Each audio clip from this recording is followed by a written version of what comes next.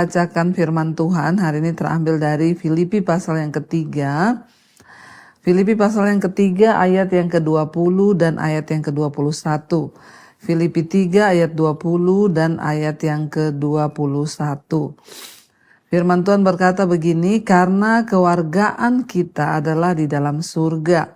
Dan dari situ juga kita menantikan Tuhan Yesus Kristus sebagai juru selamat yang akan mengubah tubuh kita yang hina ini sehingga serupa dengan tubuhnya yang mulia menurut kuasanya yang dapat menaklukkan segala sesuatu kepada dirinya. Firman ini berkata karena kewargaan kita adalah di dalam sorga dan dari situ juga kita menantikan Tuhan Yesus Kristus sebagai juru selamat yang akan mengubah tubuh kita yang hina ini sehingga serupa dengan tubuhnya yang mulia menurut kuasanya yang dapat menaklukkan segala sesuatu kepada dirinya. Iya, Bapak Ibu, kita mengucap syukur ya bahwa kita menerima Yesus sebagai Tuhan dan Juru Selamat.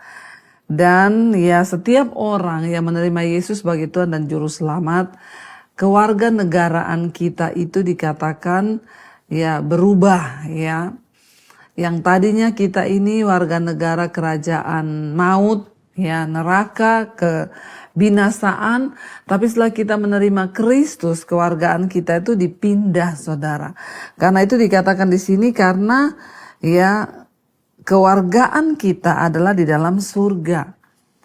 Semua orang yang berjumpa dan bertemu Tuhan Yesus secara pribadi artinya mereka sungguh-sungguh mengenal Kristus. Kita sering mendengar itu ya kalau orang bersaksi misalnya di mesbah doa. Mereka sering berkata gini, puji Tuhan Bu, saya ini ya Kristen dari kecil. Tapi puji Tuhan saya sejak menemukan khotbah-khotbah Ibu itu saya baru mengerti kebenaran yang sesungguhnya sehingga hidup saya diubahkan.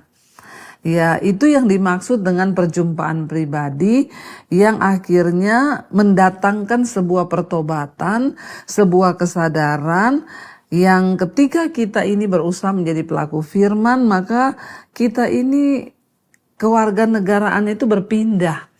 Ya, kalau tadinya kita hidup hanya mengikuti dunia, kita tahu kalau kita bicara tentang kewarganegaraan itu, ya contoh, ya kalau kita warga negara Indonesia ya kita harus mematuhi setiap hukum-hukum yang ada di Indonesia.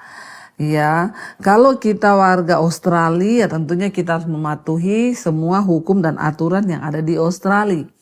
Nggak mungkin kita jadi kewarganegaraan Indonesia tapi kita nggak mau urus KTP, kita nggak mau bayar BPJS, kita nggak mau gini dan gitu, nggak bisa. Setiap kita yang menjadi warga negara di satu tempat maka kita harus menuruti hukum dan aturan dari ya kewarganegaraan kita itu.